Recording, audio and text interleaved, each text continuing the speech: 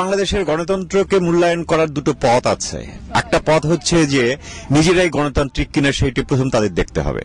দ্বিতীয়ত, যে গণতান্ত্রিক বোধে যে কেউ উদ্বুদ্ধ হতে পারে, উদ্বুদ্ধ করবার জন্য সেই গণতান্ত্রিক দলগুলোকে আসলে নিজেদের গণতন্ত্র চর্চা করতে হবে। নিজেরা যদি গণতন্ত্র চর্চা না করেন তাহলে দেশকে কিংবা জনগণকে গণতান্ত্রিক করা যায় না। বাংলা টিভির সাথে কথা বলছিলেন জার্মান প্রবাসী বহুল আলোচিত লেখক, কবি ও সাংবাদিক দাউদ হায়দার। বাংলাদেশ সহ পৃথিবীর বিভিন্ন দেশে সামরিক বাহিনী গণতান্ত্রিক উত্তরণের পথে প্রতিবন্ধকতা হিসাবে দেখেন জার্মান বেতার তরঙ্গ ডয়েচে ভেলের এই প্রভাবশালী সাংবাদিক। সামরিক বাহিনী গণতন্ত্রের বিরুদ্ধেই সবসময় কাজ করেন সব দেশেই। বাংলাদেশের প্রেক্ষাপটে তারা চান তারা ক্ষমতায় থাকবেন, কারণ তারা রেশন পান এত কম পয়সায়, তাদের সুযোগ সুবিধা এত বেশি যা কাউকে দেওয়া হয় না, এবং দেওয়া হয় না বলেই সমস্যাগুলো তৈরি হয়ে আছে। এই সুযোগ সুবিধা থেকে তারা বঞ্চিত হতে চান না। বাংলাদেশের বর্তমান তত্ত্বাবধায়ক সরকার অস্ত্রের জোরে ক্ষমতায় আসার পেছনে সাম্রাজ্যবাদী শক্তির ইন্ধনের কথা উল্লেখ করেন দাউদ হায়দার। তাদের কোন ক্ষমতা বলে তারা এসেছেন? যেহেতু তাদের হাতে অস্ত্র আছে, সেই অস্ত্র দেখিয়েই তারা ক্ষমতায় এসেছেন। এবং ঠিক আছে, আমি ধরে নিচ্ছি গোটা দেশ দুর্নীতিতে ছেয়ে গেছে, কিন্তু দুর্নীতির জন্য অন্যভাবেও কিছু কাজ করা যায়। কেন এই দেশে করছে না, অন্য দেশে করছে না?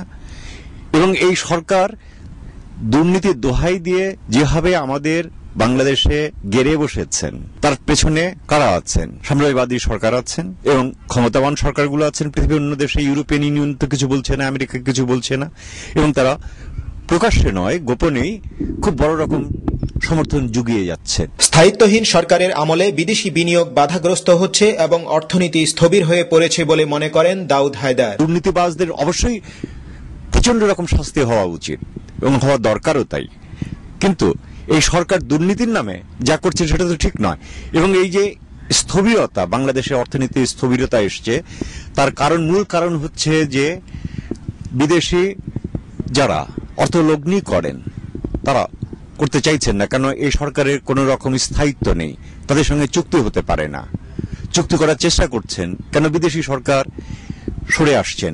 আমি অন্তত জানি, এদেশে ইউরোপিয়ান পার্লামেন্টকে জানি, আমি এদেশের জার্মান সরকারকে জানি, তাদের সঙ্গে প্রায়ই আমার কথা হয় আমার কাজ উপলক্ষে, আমার নিজের অফিসের কাজ উপলক্ষে। তাদের কাছ থেকে আমরা শুনি, কেন আমরা এখন অর্থলগ্নি করতে যাব?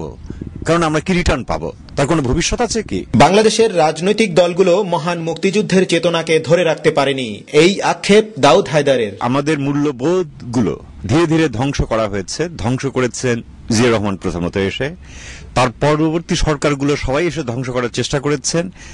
এমনকি শেখ হাসিনা, যিনি বঙ্গবন্ধুর কন্যা, তিনিও মুক্তিযুদ্ধের চেতনা ধরে রাখতে পারেননি। না পারার তার অন্যতম কারণ হচ্ছে তিনি ক্ষমতার লোভী। এটি হচ্ছে তার পক্ষে যেমন মুশকিল, আর আমাদের পক্ষে সবচেয়ে বড় মুশকিল যে আমরা যে চেতনায় উদ্বুদ্ধ, সেই চেতনাকে বাস্তবায়িত করতে গেলে বাস্তবায়নের পথগুলো আর খুঁজে পাওয়া যায় না। ইউরোপের বাঙালি কমিউনিটির কল্যাণে বাংলা টিভির ভূমিকাকে সাধুবাদ জানিয়ে দাউদ হায়দার বলেন, নিশ্চয়ই তারা বেঙ্গলি কমিউনিটির জন্য কাজ করছেন। এই কাজগুলো যারা দেখছেন তারা নিশ্চয়ই দেশকে কাছে পাচ্ছেন, এবং দেশকে কাছে পাওয়াটাই তাদের কাছে প্রথমত এবং প্রধানত উদ্দেশ্য। এবং এই উদ্দেশ্যেই বাংলা টিভি নিশ্চয়ই কাজ করছে, যা নিশ্চয়ই সাধুবাদ পাওয়ার যোগ্য।